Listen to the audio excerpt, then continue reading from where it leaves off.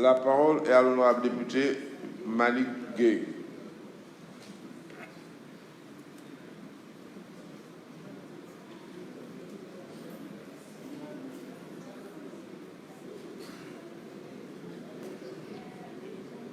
Monsieur le ministre, un Walo qui descend, un autre Walo qui monte.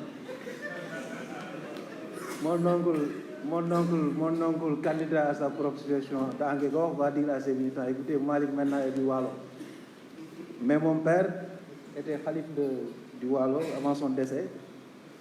Je suis d'accord avec notre collègue Abdelaziz Diop et répondre au président qui vous disait, Malik, vous êtes centriste, vous êtes dans l'opposition. Mais c'est vrai, on s'assume.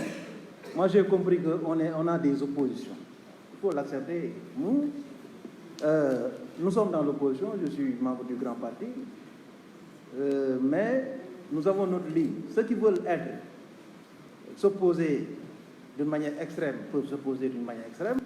Ceux qui veulent échanger à l'Assemblée en toute objectivité aussi, on a le droit d'échanger en toute objectivité. Moi, j'ai choisi cette voie-là et je l'assume.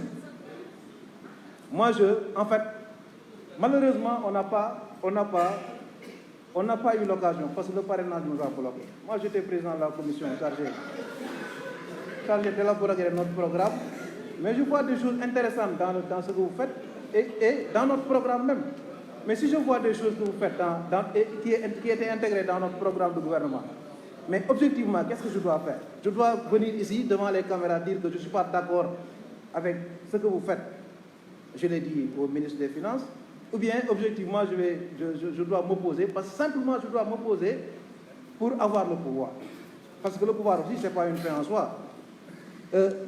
Mon intervention sur le contenu local. Monsieur le ministre, je voudrais poser deux questions sur le contenu local.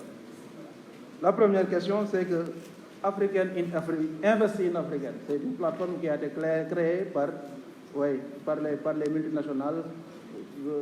Aujourd'hui, est-ce que les acteurs, les hommes d'affaires qui sont dans le secteur, est-ce qu'il y a une plateforme du Sénégal qui leur permette de prendre profondément, en fait, leur part dans ce contenu local?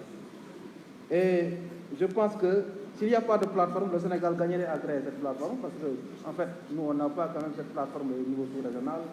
Je pense qu'il faut quand même, en termes de contribution, regarder et définir l'entreprise de droit sénégalais. Parce qu'il me semble que dans le contenu local, on a dit les entreprises de droit sénégalais.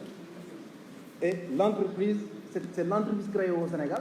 Parce que la question que je pose, c'est l'entreprise qui est créée au Sénégal par un Thaïlandais, par un Chinois, par un etc. Ou bien c'est l'entreprise où le Sénégalais a 51% des parts. Ça aussi, si on veut intégrer le patriotisme économique, il faut qu'on précise cela. Qu'on dise clairement que l'entreprise qui doit être créée, 51% doit revenir au Sénégal. Je pense que ça aussi, il faut le préciser sur le contenu local. Et les conventions collectives. Et là, je interpelle le ministre du Travail. Les conventions collectives dans certains secteurs, je pense que doivent être revues. Parce que les salariés dans certains secteurs, quand même, les catégories que depuis 1980, je pense qu'il y a des conventions collectives qui doivent être revues pour que les salariés dans ces secteurs de l'énergie puissent bénéficier de ce contrat, de ce contenu global. Petrosen, je suis d'accord, dans le document j'ai vu, il y a beaucoup de tableaux, parce que moi, Aziz a raison, parce que il y a beaucoup de tableaux d'exploitation. Et vous avez même fait des prévisions sur 2020-2021, ce qui est un peu rare. Même si, en fait, le secteur est instable, parce que le cours du pétrole, les fluctuations, tout ça. Mais quand même, on a... Merci. Merci, Philippe, oui, bien sûr.